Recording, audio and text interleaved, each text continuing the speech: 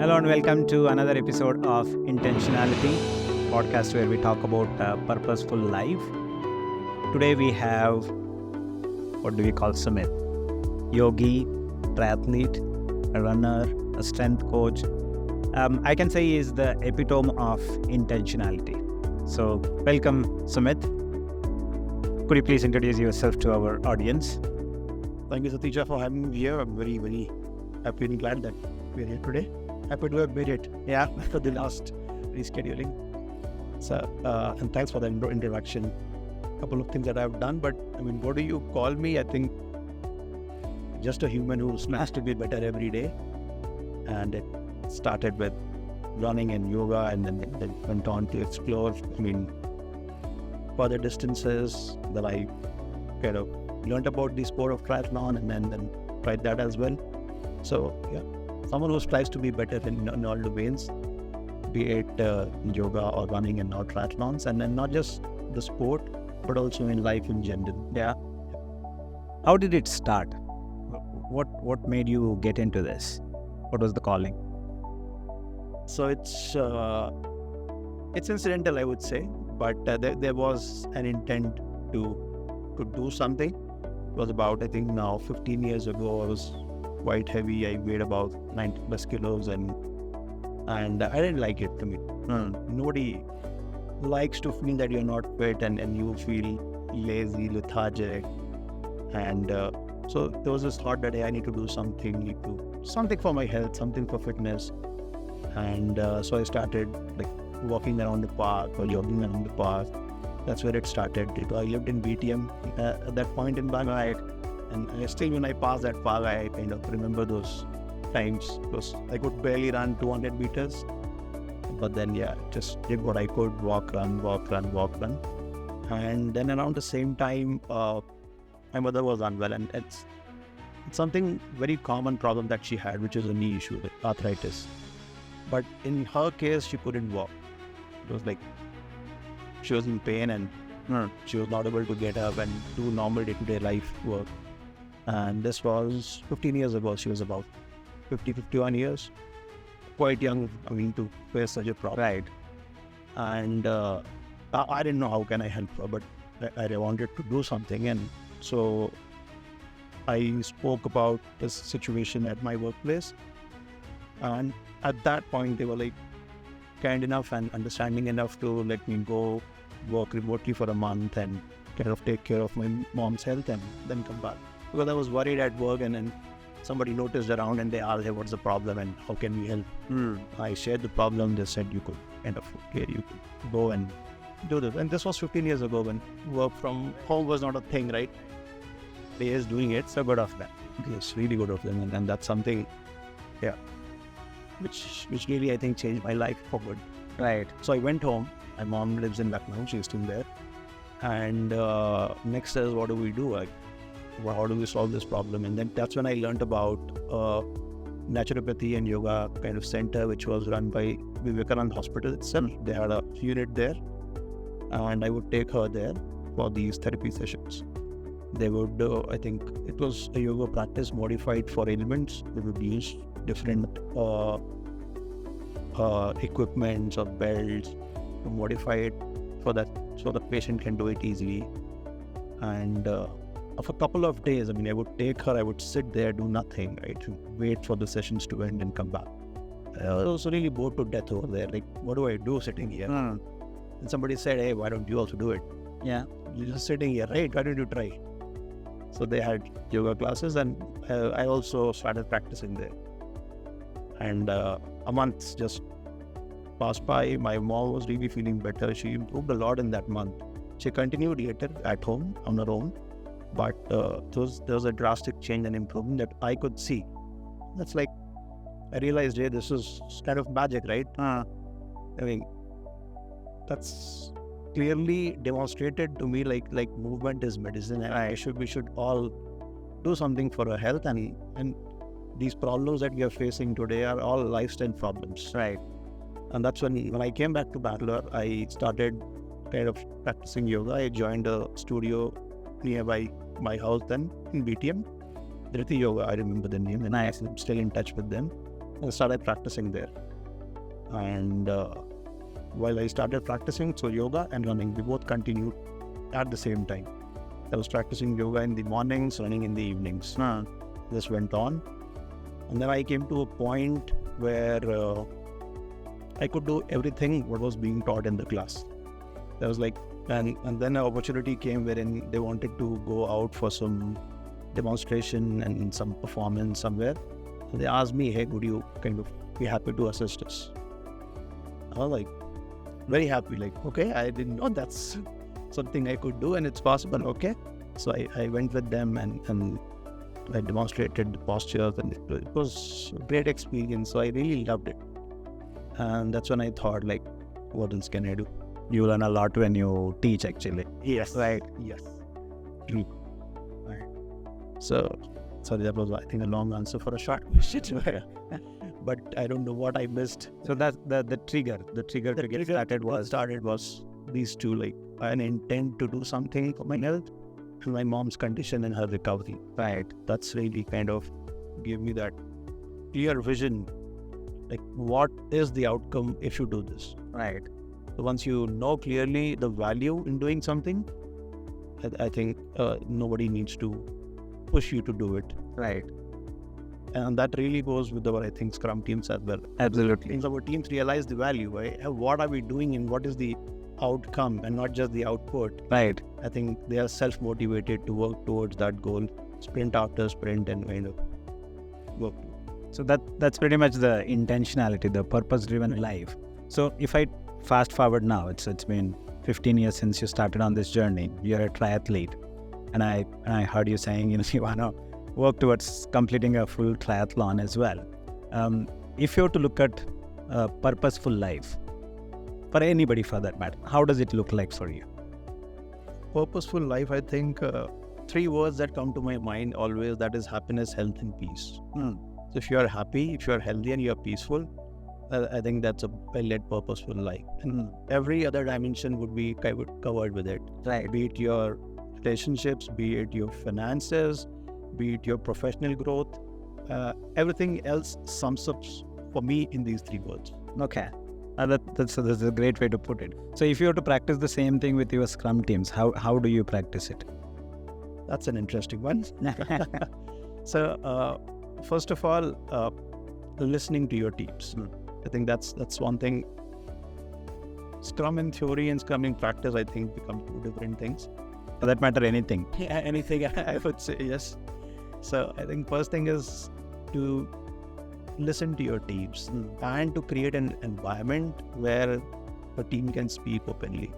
The biggest problem, I face and I still face at times is people don't speak. Right. Right?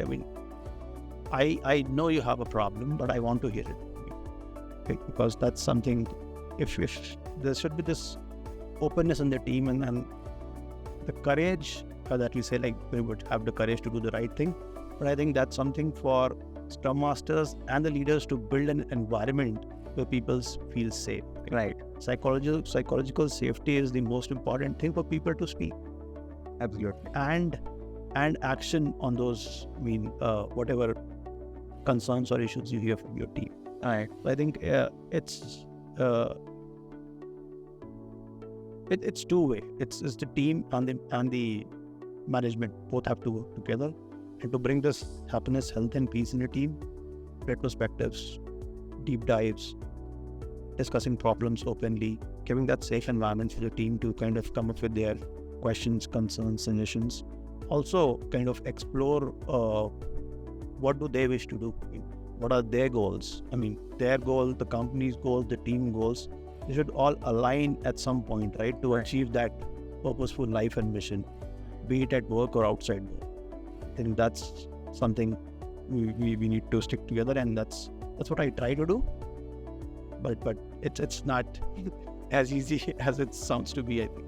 In fact, it sounds more like common sense. Like when you are bringing up kids, unless you give them that psychological safety, they may not open up.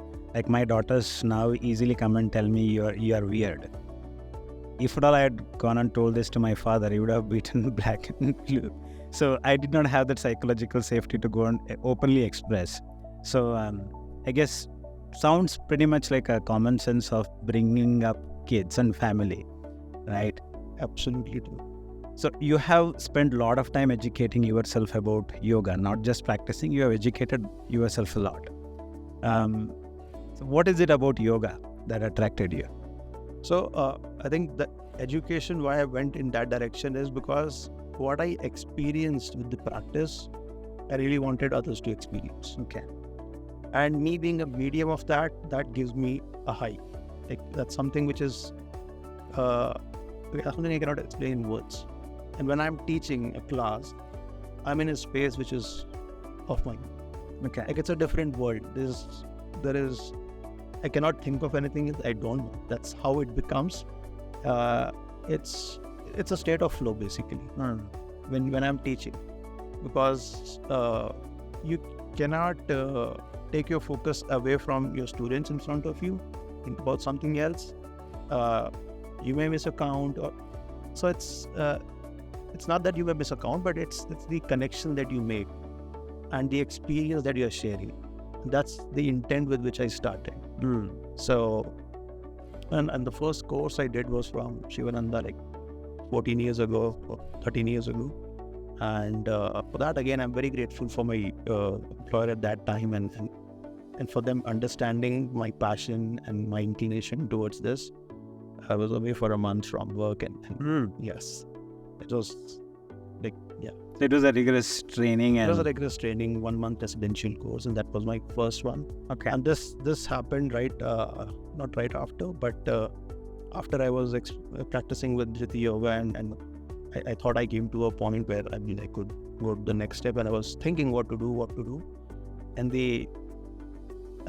this course was really, there's a story behind it which is interesting one. It was, I think, at the time of December or so, same Christmas vacations time, and people going on leaves and exploring things, and I wanted to go somewhere. I had some leaves in my kitty because I did work hard, and there were like a lot of comp offs with me, and they were all going to expire, and I really wanted to go somewhere.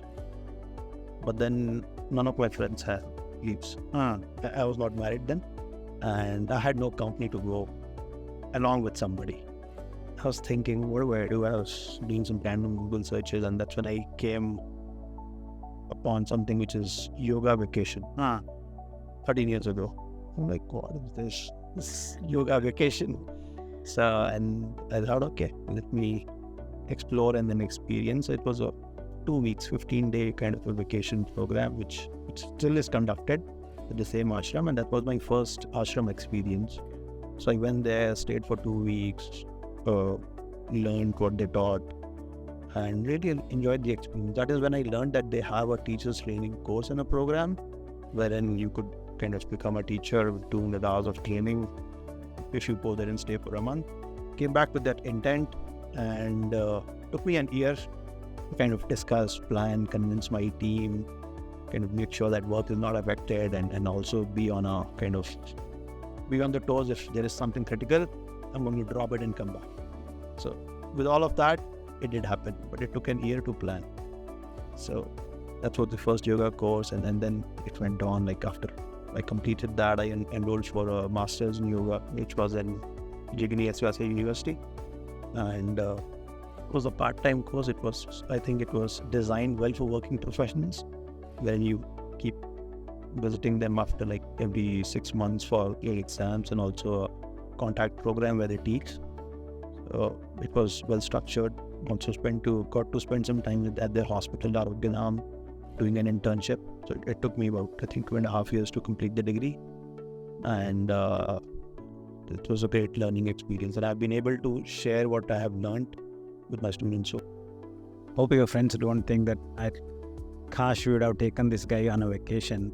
He turned out to be a yogi because we did not take him on a vacation. That discussion didn't happen, but yeah, I think it's an interesting one. Hope they don't tease you.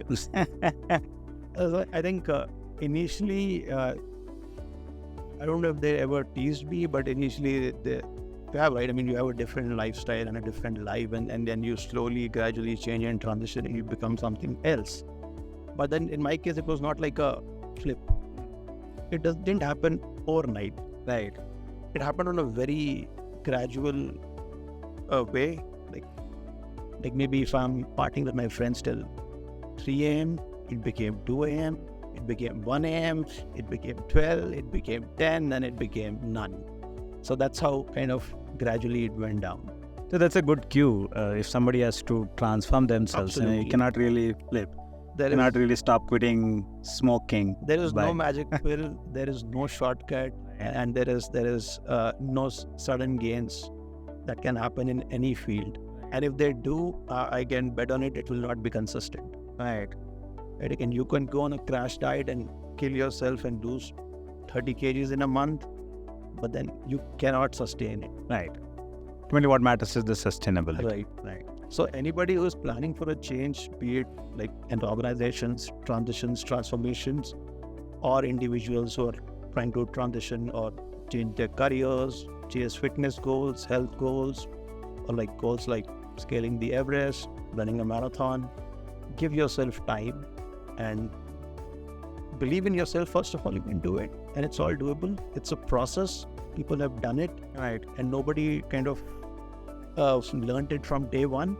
Give yourself the time, know what is the effort needed, and take one step at a time. Right. You could have your North Star as, I don't know, maybe doing an ultra man, but then you have to start with a walk. Right. Absolutely. So given that you and your background, last 15 years you've been on a journey, and you give 100% to something that you like, and you get fulfillment out of teaching, did Scrum Master role come naturally to you then? That's a very interesting one. I didn't know that this role existed like a couple of years ago, and I heard this word a lot. Like I think 5 years ago, Scrum Master. Well, I didn't know what it is, and 2020 I switched jobs. It was right at the start of the pandemic. I mean, I worked with an organization for 11 years, where all my transformation happened. Then I moved to a different organization right at the start of pandemic, and I moved to a different sector altogether, healthcare. But pandemic was there, and every company was facing losses, and that's when I also kind of was made redundant. And that 7-month break I had, I was exploring and thinking, what do I want to do next? I mean, I have a break now. Let me pause and think, what do I really want to do? And that's when I came across Scrum Master. Okay. And I was like, this sounds like something which I want to do. And this aligns with my vision, purpose, passion, and goals for future as well. But how do I do this? So that's when I again started educating in learning, and started PSM1, then watched a lot of videos on YouTube, went on and did another certification, one I did with you on product owner. So I think in those 7 months break that I had during my career, I think I've done close to 40 odd online learning certifications, education related to Scrum, Agile, project, and I was clear this is what I want to do. And then I was waiting for the opportunity, which I got, and then I got into a Scrum Master. Got it. So one good quality that I see in you is, first figure out what you want to do, get the clarity. Once you get that, just dive in and educate a lot. Absolutely. Right? So that's important. So whatever role that you're getting into, educate yourself, but have clarity. Have clarity. Once you know what you want to do, I think that is half the job done. Right. Similarly, in I think our organizations, once you know the problem clearly, you can solve it. Very often we don't have the problem statement, right? And it's working towards it. I think. So your personal transformation and then the traits that you have, did that help you at workplace as a Scrum Master and helping with transformation? Absolutely. A lot. I think the personal trait and what I built through practice of yoga and and running itself is being neutral in most phases or states, like being too happy, too sad, mostly neutral. When I do feel happy about things and sad about things that don't go well or do go well, there is enjoyment. But at large, I am able to stay neutral. And I think that plays a very important role in my job as well. Being a Scrum Master, first of all, not bringing in the conditional or unconditional bias, being aware of it at least if you are bringing it in, and being able to stay neutral when you are listening to different members of the team or different parties involved. That really helps. So two things there. I don't know whether I'm using this word right. Equanimity, like being neutral to the situations and sensations, which yoga helps, and being mindful of what we do, mindfulness. So if you take these two from yoga, do you think that would be a great toolkit for Scrum Masters, and has it ever helped you in any situation? Well, not just Scrum Masters, I would say all working professionals would help. And one thing which I wanted to add to it, as I think I forgot, was the emotional intelligence. You'll be able to connect with your team and people. Right. We are all driving or chasing some goals in life at organizations, but then at times you have to take a pause. I mean, there might be a team member who needs more attention than the goal you are chasing. Right. So with these practices, especially yoga practice, that awareness comes in, not just for self, but for your surroundings as well. Right. You would be able to connect with your team. And I think as a Scrum Master, if your team member comes and tells you, hey, I'm feeling low, I have this problem or something, then you are doing the right. But if you hear it from someone else, there is something you need to do about it. So that means we have built that transparency, that culture of openness. And at times, you may not be able to do anything about the problem. And that's okay. Often people just want to be heard. They don't want you to come and solve all their problems for you. They just want to be heard and not be judged. So that's a great point. So if you want to measure yourself as a Scrum Master, make sure that people are openly talking to you, whether you are capable of solving it or not. Absolutely. They're expressing it. Yes. So that's a great point. Nice. So if there are Scrum Masters who wants to get into yoga, is there specific type of yoga that they should start with? That's an interesting question again. So for agile teams, it could be anything, right, that they follow, right? They could follow Scrum, they could do a Kanban, they could do a Scrum Ban, they could follow scaled, anything.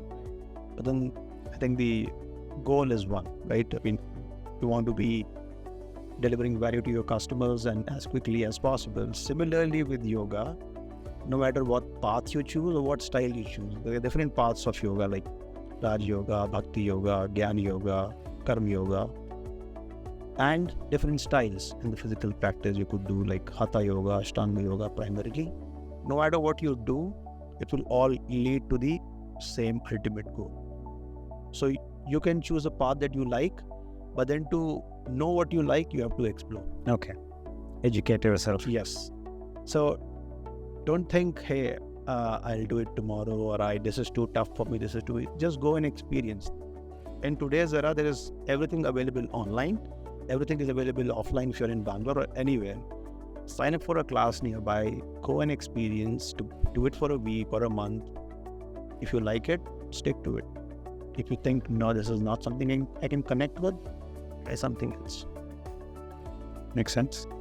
I mean, fail fast, fail safe, and die and improvise. So, if you live in Bangalore, of course you live in Bangalore, so you know about the situation. The traffic is so much. And if people travel to office, by the time you're back home, it's 8 sometimes because of the traffic. The energy is fully drained. People hardly have energy left to do anything. Of course, you are 100% committed. No matter what, you make it happen. So if someone has to get started from that situation, how would you suggest them start?